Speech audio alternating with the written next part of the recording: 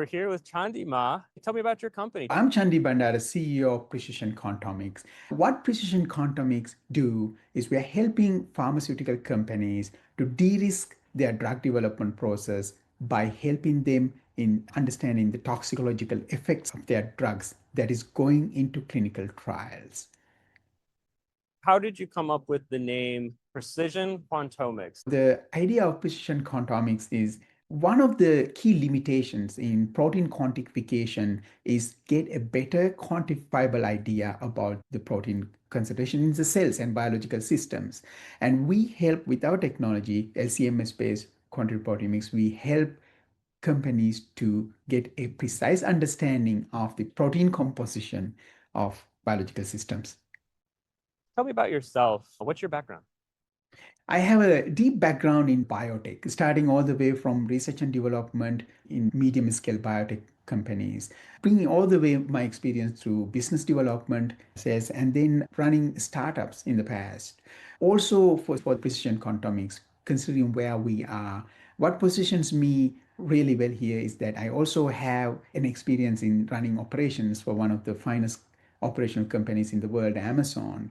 Considering where we are at Precision Quantomics, where we need to scale our product portfolio quickly to meet the demand and get them widely to the market, I feel like that's where I've had a lot of experience and expertise to bring the products. Tell me a little bit about your role there and how does it apply to your current role? It came actually without me thinking about it. I had not worked in a multinational company before, Fortune 500 company. Opportunity was available for me, and I thought every biotech executive has done different roles, and this is something that I haven't come across. I thought this could be something that can add to my experience to run operations in a broader scale, understanding how that is being done, and eventually bring it to the biotech world that I'm experienced in. Running operations in fulfillment centers, lots of tools, lots of different technologies, and really delivering to the customers in real time. And not something that I had done before, and I think considering where the biotech industry is growing, I think that would be a huge advantage for us to be able to have that operational experience to bring products to market in real time. Throughout your journey, you mentioned that you've been with other startups. How many startups have you been with? Previous to this, I also ran another startup about deep research and development in biological imaging field. This was a company that was started as a university spin-off, and I brought it all the way from initial non-dilutive fundraising to where it is today. That is a thriving biotech startup still developing a technology that is crucial for biological imaging in cryo-electron tomography, which is to understand the biological systems better for pharmaceutical drug development. So you took it from university to a spinout, and now it's a thriving biotech company. So this is something that you hope to replicate with your current company, right? That is correct, Dustin. What lessons from that company did you learn that now you can bring with you to your new venture that is going to promote your success and really get you hitting the ground running? One of the things being a startup founder, we learn by doing from successes and failures.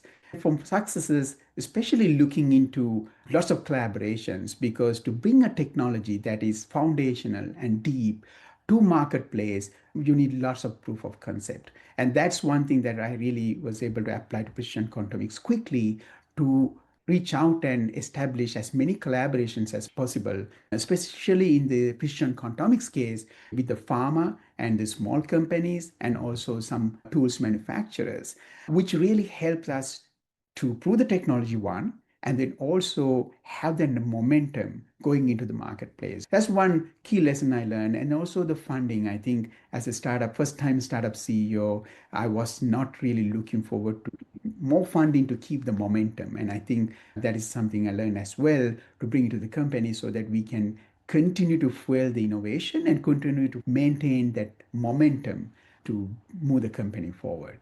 You mentioned momentum and continuing to move that forward and continuously looking for funding. In your previous startup, what mistakes did you make or setbacks, or what would you want to tell to someone in that position so that they wouldn't make those same mistakes and have that advantage of having that knowledge up front? Yeah, that's a very good point, Dustin. I'd say sometimes In my career, what I have seen is learning from those mistakes is the most important thing, especially bringing deep technologies to marketplace.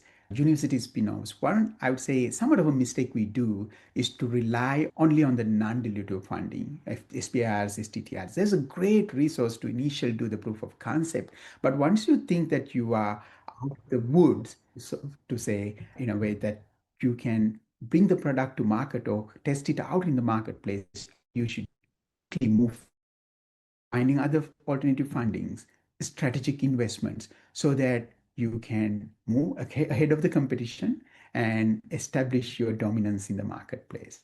You mentioned SBR grants. I did see that you were recently in 2024 awarded a dual grant, so an SBIR as well as another grant. Tell us a little bit about that process, how that was awarded to you, and what maybe some of our followers could learn from that experience. SBIR STTRs here in the United States is a great resource to get non-dilutive funding, to get the proof of concepts. You can feel confident about your technology and bring it forward. Now, in our case, we have also another resource, which is an amazing resource here in Spokane, which called Health Science and Services Authority. They have a program where they match one-to-one any federal or even investment funding that brings into the Spokane community. Because of that, we are fortunate to be established in the Spokane community and get that matching funding as well. So that is, again, a gap funding that can lengthen your runway to get the company forward and prove your technology and do establish these strategic initiatives. Look into SBR funding early and look into all those collaborations, because that is something that helped us as well to get some of these STTR fundings where universities, professors had the capabilities that we did not have, technology wise and also the knowledge wise, to establish those partnerships and get those funding, and then also find the resources like HSSA here in Spokane that could match or help you lengthen that runway to get to a better place, bring your technology even further, raise dilutive funding if that's possible. A lot of our viewers are entrepreneurs and upcoming pioneers and innovators. Who are your mentors? Who inspired you throughout your journey to get to where you are? So for me, I had the fortune, I believe, was able to join a smaller, medium-scale biotech company from the beginning. So that kind of gave me a grasp of what is going nuts and bolts of running a small startup or medium-scale biotech company, so that I was able to apply those to my startups early on. But along the way, I think one of the advices I received and really benefited me is that the people who I met along the way, whether it's working with that company or even as in my network, to continue to keep in touch even when you don't need their support. So that I really benefited from those mentorships I built along the way, whether it's in the biotech sector or whether it's in outside the biotech as well, even through Amazon experience that could help with startups. A lot of people struggle with, how do I find a mentor? How would you recommend that someone who might not have such a built-up network, how could they find a good mentor that's really going to help support them and give them answers to questions that they might not even know that they have? Yeah, that's a very good question. We all have to start from somewhere. That somewhere is maybe close circles, and then start going into the networking events in your area, and that's a great place. And for me, I was very fortunate to come across Bullpen through another connection here in this ecosystem that helped me to connect to the Bullpen. I did some research and really liked the concept that Bullpen is trying to promote and jump on that bandwagon. And that to this day had helped me tremendously to build that network, but also I'm part of the Bullpen On Deck program for going into the bio, meet some amazing coaches who had helped us through to not even to perfect the pitch, but also to think the business in broad scale so that we understand the value and opportunities out there. We've talked a little bit about entrepreneurship, about mentorship, about your inspirations. What about the other side of the startup world? So that work-life balance, the struggle, the grind, putting in 23-hour days and getting a couple hours of sleep. Were there ever points in your journey where you thought, man, this is too much, I don't think I can do it? And if so, how did you get through that? It depends on the mindset. Most of the entrepreneurs that I come across and startup executives have the mindset this is part of their life. And that's how I approach to, and I have worked with my family to approach it as well.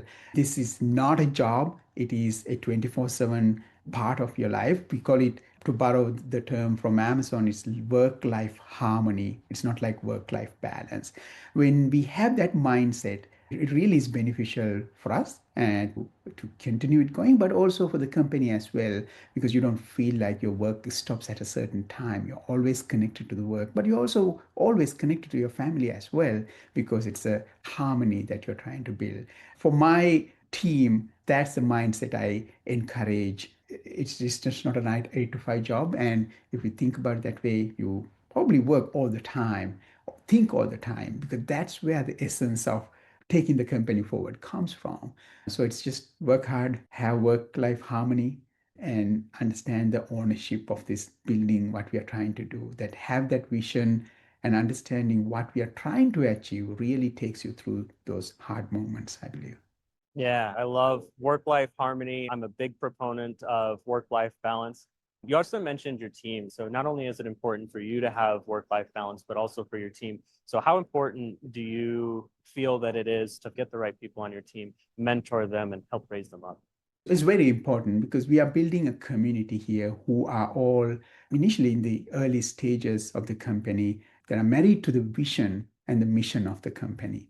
Understand where in their career trajectory that they are meeting the company, and understand if that is the right fit, because that gets us through hard times. But also, there's lots of creativity involved in early stages of a startup, lots of dedication, hard work, failures. Working in both the startup and then normal established companies, I can tell you that is completely different environment.